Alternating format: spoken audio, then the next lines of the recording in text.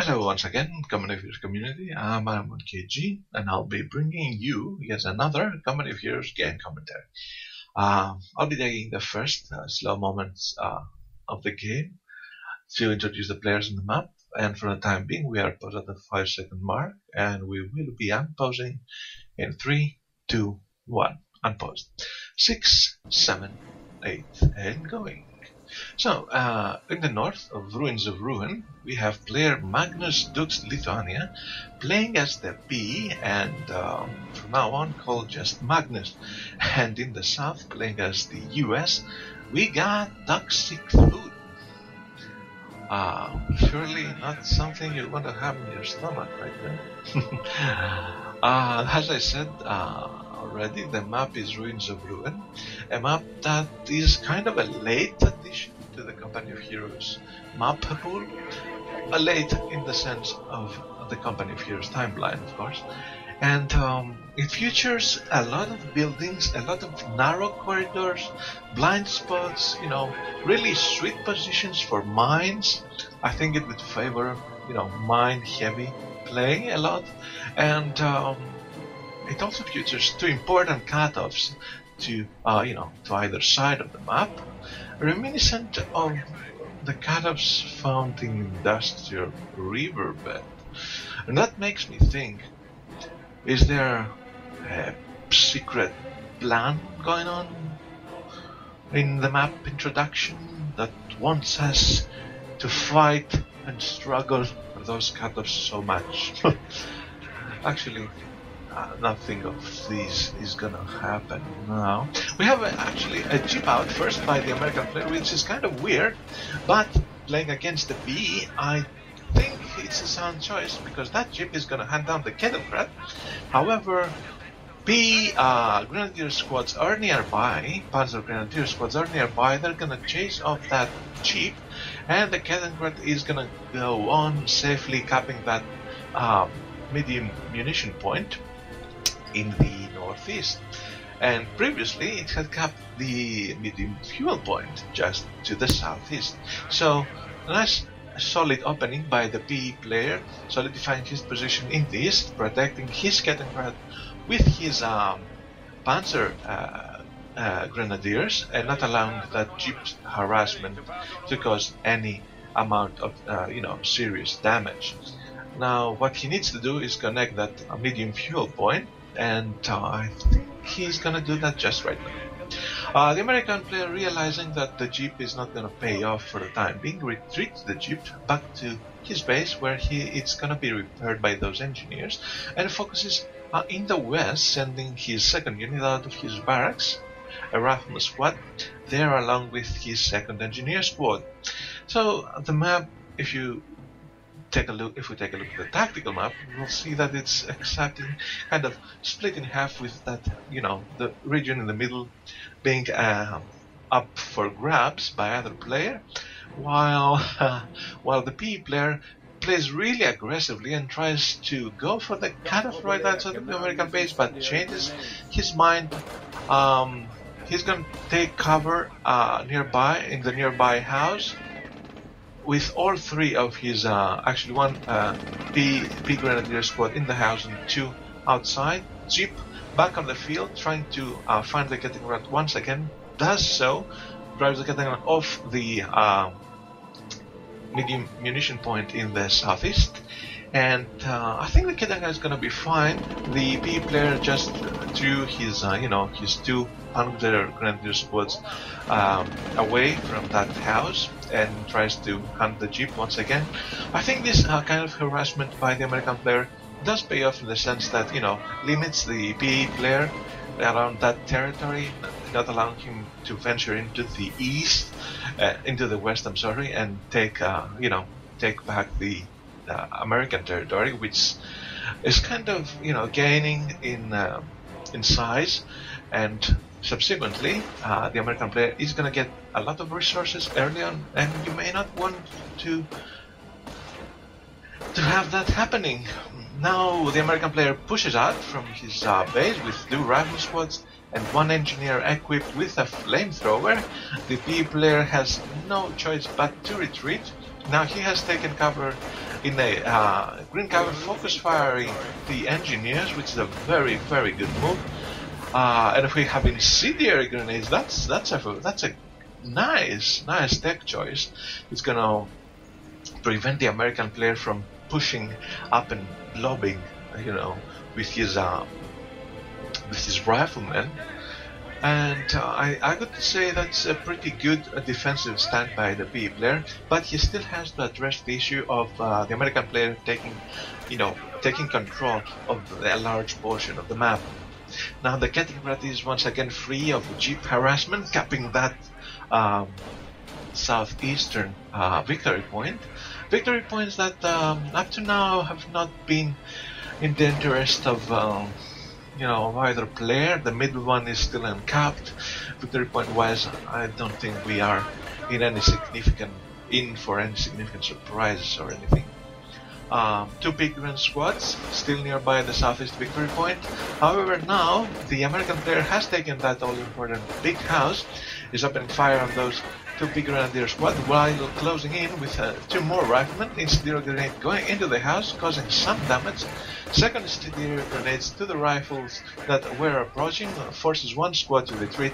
However, the PE grand squads have taken some losses and have to retreat as well. Sneaky move by the PE player, decapping that all-important cut-off strategic point in the north-west, thereby depriving the American player of these two medium research points, one fuel and one munitions to the northwest, and proceeding to decap the victory point.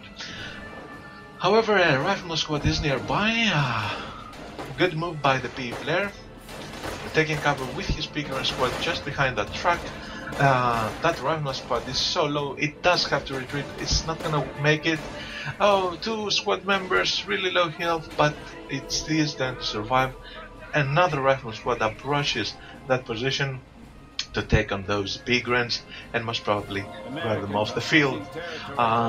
Going back to the tactical map, the American player seems to have done exactly the same as the PE player, but this time in the southeast, meaning he did cut the PE player off those two medium research points, and proceeding to cap all three victory points as it seems. So I think we're going to see some early victory point pressure by the American player, and of course he does have to try really hard to contain the PE player and has to find some way to heal back his rifle squads, but his taking choices reveals that he's going for the fast M8 was probably because he does have his model map and started building something.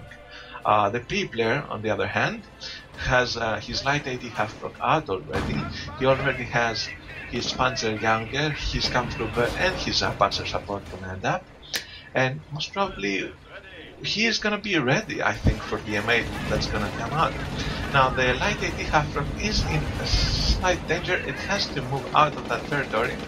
Took a pot shot at the jeep, which is really low, and now goes down to the two bigger squads that subsequently retreat in the face of two engineer squads with flamers and one rifle squad. Really nice, guerrilla battle around the map. Nothing, major up to now. No major pushes or no major defenses, except for the first few moments of the game, and that really good defense by the PE player, forcing that early pressure by the American player to fail.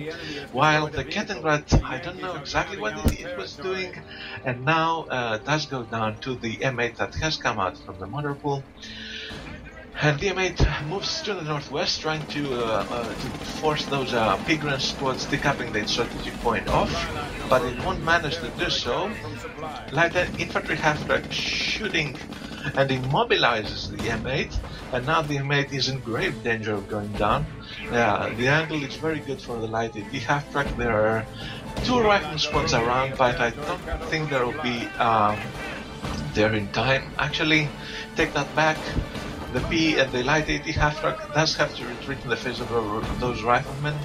It does pop focus firing, and now takes spot shots on that rifleman squad, takes down 2 riflemen, but still there are 8 riflemen around there, 2 squads, one with 3 men, one with 5. The M8 is gonna be safe for now, but it does have to get repaired, otherwise it's gonna go down. Half-track armored. An armored car in the southeast takes down an engineer squad, and that's a good, it's a nice taking transition, I would say, for the PE player, having his, his light AT half-track out already and severely damaging the M8. He can't use that armored car to harass not only the engineers that, as we saw, did go down, but also the riflemen that are really low on health and that cannot be healed since there is no trias-centered in the American base. So this armor car may prove invaluable in the attempt of the PE player to stop that all-important American rifleman infantry. The American player, who has gained a very, very, very good control of the map,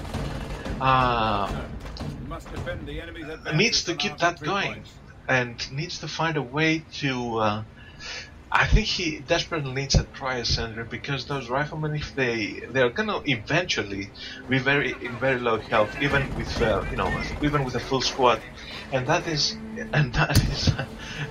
heaven for the armored car that's gonna destroy them. Second M8 out, this time hunting the armored car. Incendiary grenade going down near the southeast victory point, and another, if not the same. No, it's another light AT half-track.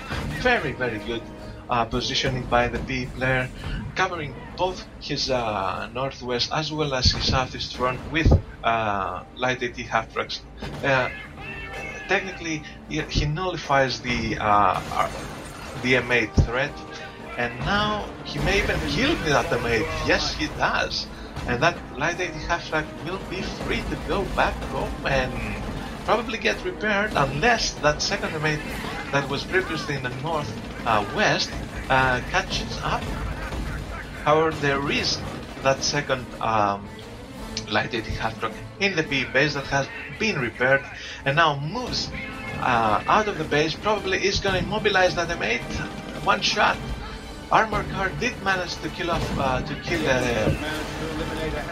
a rifle squad, while the M8 does destroy the second AT half-track. However, now is in the grave danger itself. So, to sum up what happened in those last few moments of the game, I could say that the PE player has come on top of battles. He managed to destroy both M8s of the American player, a rifleman squad, and what he lost was one light AT half-track. Which is good for him. Map-wise, he is trying to regain control of the map. He sent those 2 big run squad back again to the northwest, continually trying to cut off the American player from those 2 all-important resources. And I think he's doing a really good job, considering his place as a PE and his squads, are less in size. Do have to gain veterancy to be effective, and are not as mobile a force as the American force can be. Now those 2 bigger squads have to retreat in the face of 3 rifle squads. Let's see if there's a trias under the American base. Still not trias under the American base. I don't know how I feel about that. I think that those riflemen desperately need to get back to full health in order to be able to stand their ground against an armored car or even the P-grants as the game goes on and they get better see. And now this is not happening. They march out of the base with almost half health, and they have to retreat immediately as soon as the armored car shows itself or the P-grants get nearby, because some shots, even a burst from the armored car, could get them really, really low. An AT gun out by the American player. This time around he does not want to invest in more M8s, as it seems, since he thinks that the AT half-tracks got the better of him. And this is the time sync. We are at the 14-minute 21-22. Kind of